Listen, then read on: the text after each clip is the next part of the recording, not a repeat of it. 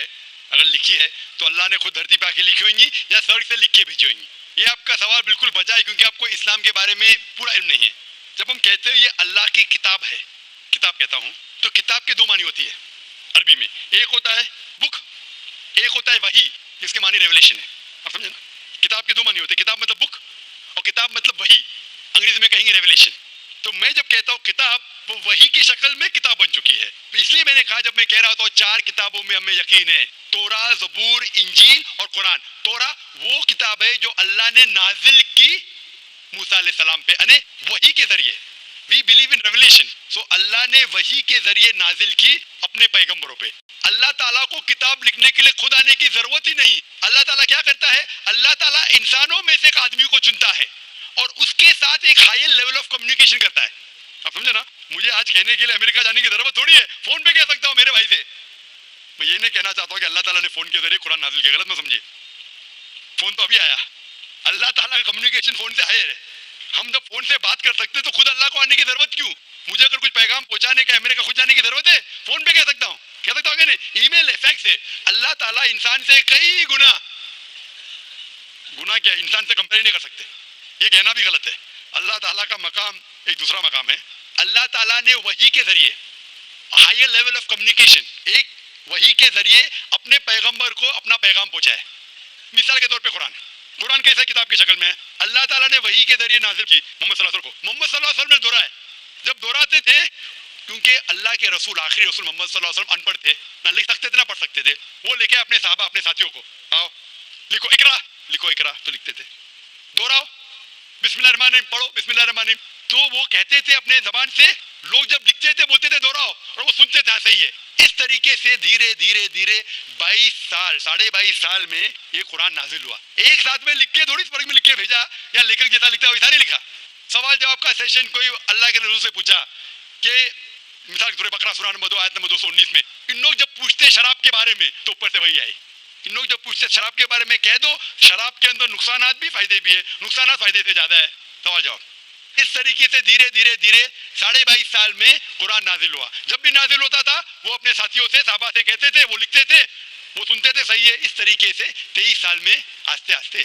لیکھک میں کہتا ہوں ہندی میں, بیسٹ از, عربی میں کہیں گے یہ اللہ کا کلام ہے, مطلب not that he wrote it himself, he is the author. آپ سمجھے نا, author means he is originator, Quran originated from him. That doesn't mean he wrote it with himself with a pen. He is the author means this book Quran is a wahi, a revelation revealed from Allah subhanahu wa ta'ala to his messenger, and then give him the book form. Hope that answers the question. Mic number 2 پہ اگر کوئی غیر مسلم بھائی ہوں تو ان کو ترجیح دی جائے. یہ آخری 2 سوالوں میں سے سیکنڈ لاسٹ سوال ہے, یعنی آخر سے پہلے کا سوال ہے یہ. Good evening sir, this is Amar here. Actually I wanted to ask you something. As of now, what I have gained certain knowledge about the Islam, every religion tells you if you hurt someone, you are bound to get hurt. In spite of that, there is major animosity between different religions in the whole world. So I want to know how can we eradicate that?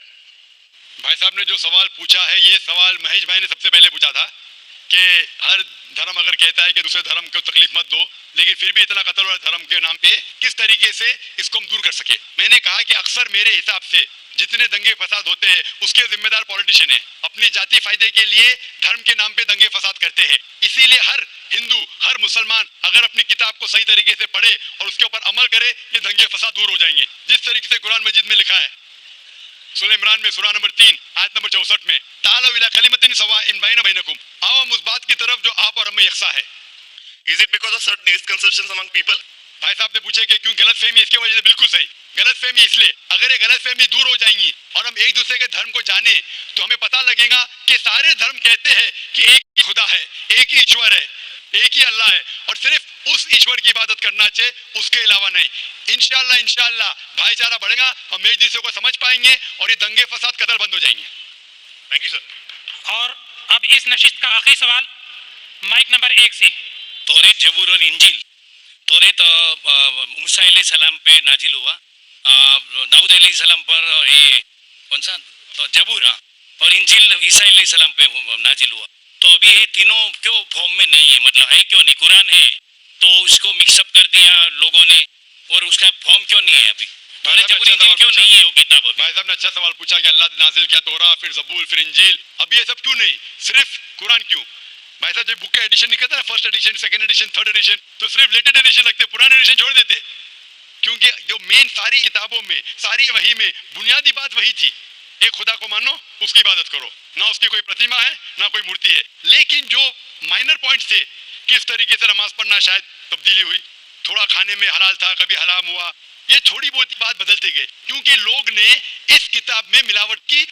جب وحی میں ملاوٹ آنے لگی تو اللہ نے ایک نئے پیغمبر کو بھیجا پھر سے اس کو صاف کر کے. لیکن جب اللہ تعالیٰ نے سوچا کہ یہ وقت ابھی صحیح وقت ہے، آپ پوچھیں گے اللہ تعالیٰ نے قرآن کیوں نہیں سب سے پہلے بھیجا، تو میں یہ جواب دوں گا اللہ تعالیٰ جانتے تھے کہ انسانیت اس وقت تیار نہیں تھی قرآن کو حاصل کرنے کے لیے. 1400 سال پہلے اللہ ہمارا خالق ہے، انہیں جب یقین ہوا کہ یہ وقت صحیح ہے نازل کرنے کے لیے، انہوں نے قرآن نازل کی. اور جب نازل کیا اس میں لکھا ہے سورہ ہجر میں سورہ نمبر 15 آیت نمبر 9 میں کہ اللہ تعالیٰ نے قرآن نازل کی اور اللہ تعالیٰ اس قرآن مجید کی حفاظت کریں گے. اس کے بعد کوئی بھی اس قرآن مجید میں ملاوٹ لا ہی نہیں سکتا ہے، آپ کتنی بھی کوشش کرو، کیونکہ آج کی تاریخ میں لاکھوں لوگ قرآن کو اپنے میموری میں اتار چکے ہیں.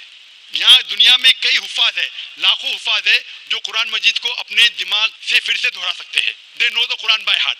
کتنی بھی کوشش کرو، آج کی تاریخ میں اگر آپ سارے قرآن مجید کو جلا بھی دیں گے نعوذ باللہ، پھر بھی ممکن نہیں کہ قرآن کو آپ ختم کر سکیں گے، کیونکہ اللہ تعالیٰ کا وعدہ ہے کہ قرآن کو میں نے نازل کیا ہوں اور میں اس کی حفاظت کروں گا. اسی لیے اس کے بعد کوئی بھی قرآن نہیں آنے والا، کوئی بھی نئی وحی نہیں آنے والی. اسی لیے اللہ تعالیٰ فرمائے کہ آخری وحی کی حفاظت کریں گے، تو کہ تا قیامت ہر انسان کے لیے ایک انسٹرکشن مینول موجود ہے. آخری جواب تھا، وآخر دعوانا الحمدللہ رب العالمین.